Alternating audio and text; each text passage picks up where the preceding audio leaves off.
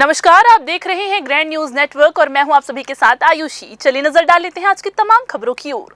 जूना बिलासपुर के पास हुई चाकूबाजी की वारदात में सिटी कोतवाली थाना पुलिस ने त्वरित कार्रवाई करते हुए 3 आरोपियों को गिरफ्तार कर उनका जुलूस निकाला। पुलिस के अनुसार बाइक से भिड़ंत होने के बाद आपसी विवाद इतना ज्यादा बढ़ा कि आरोपियों ने 2 लोगों पर चाकू से हमला कर दिया। गिरफ्तार आरोपियों में सैफ उर्फ सैफू खान, अमन और अरान खान शामिल है। पुलिस ने विभिन्न धाराओं के तहत अपराध दर्ज कर लिया है। बिलासपुर जिला सहकारी केंद्रीय बैंक मर्यादित के पक्ष में सुप्रीम कोर्ट ने बड़ा फैसला सुनाया है। ये मामला साल 2015 की भर्ती गड़बड़ी से जुड़ा हुआ है। उस समय तत्कालीन अध्यक्ष देवेंद्र पांडे के कार्यकाल में 106 लोगों की अलग-अलग महत्वपूर्ण पदों पर नियुक्ति की गई थी। आरोप था कि भर्ती प्रक्रिया में गंभीर अनियमितताएं हुई। इस मामले में हाई कोर्ट ने पहले फैसला सुनाया था, जिसे चुनौती देते हुए मामला सुप्रीम कोर्ट तक पहुंचा। मंगलवार को सुप्रीम कोर्ट में सुनवाई हुई और अंततः फैसला जिला सहकारी बैंक के पक्ष में आया। बैंक के मुख्य कार्यपालन अधिकारी सुनील सोढ़ी ने बताया कि लगभग 10 साल पुराने इस विवाद का अब निपटारा हो गया है।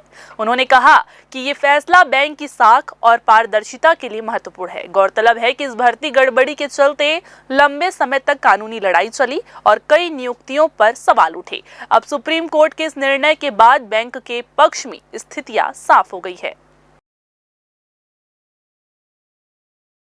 ये 2011 से 2015 के बीच में कुछ कर्मचारियों की अनियमित भर्ती हुई थी। उस समय के जो मैनेजमेंट थे, उन्होंने नियमानुसार रजिस्ट्रार ऑफिस से अनुमति लेकर भर्ती करना था। एक वो कमी थी और दूसरा जो मेरिट लिस्ट जो हमें IBPS से मिली थी, उसके बाद जो इंटरव्यू के नंबर उन्होंने सेट किए थे, उसमें मैनिपुलेट करके इन्होंने कुछ फर्जी भर्ती मतलब दूषित प्रक्रिया मानी गई है। तो ये दूषित प्रक्रिया के लिए इन्हें 106 कर्मचारी थे, उसमें उन्हें बाहर कर दिया गया था। तो ये अपीली कोर्ट में कर्मचारी गए हुए थे। तो ये 8-9 साल बाद अभी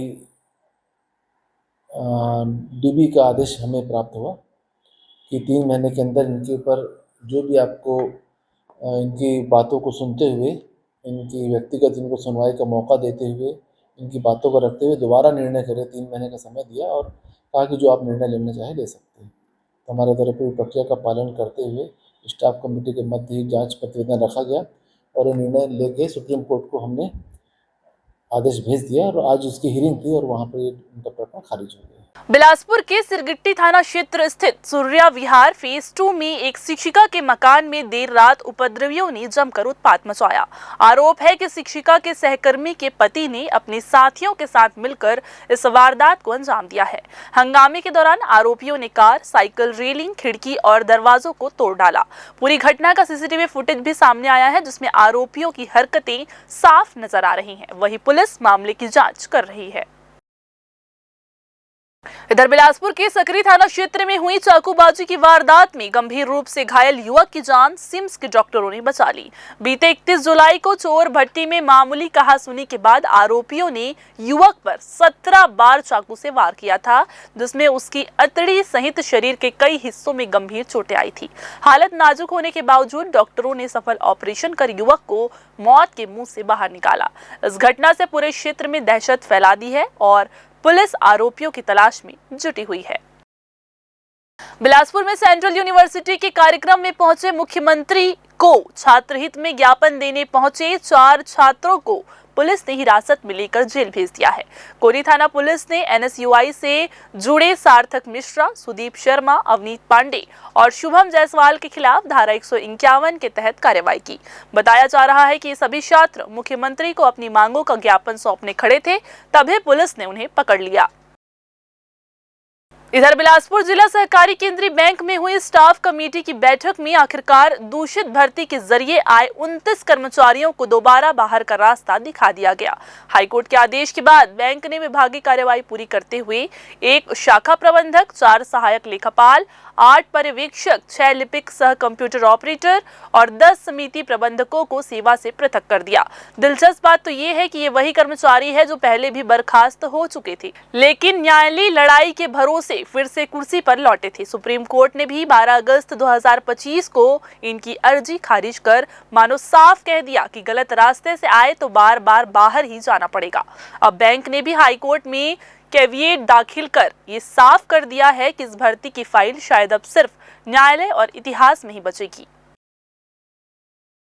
बिलासपुर जिले के तखतपुर ब्लॉक के शासकीय हाई स्कूल चन्ना डोंगरी में नाबालिग छात्रों से ट्रांसफार्मर लगवाने जैसा जोखिम भरा काम करवाने का गंभीर मामला सामने आया है।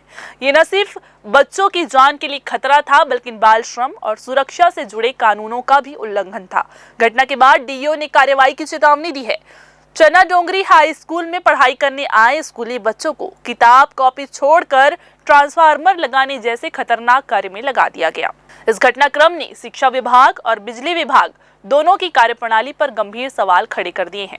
मौके पर मौजूद लोगों ने बताया कि बिजली विभाग के अधिकारी बिना मजदूर और टेक्नीशियन के स्कूल पहुंचे और ट्रांसफार्मर लगाने के दौरान बच्चों ने रस्सी खींची।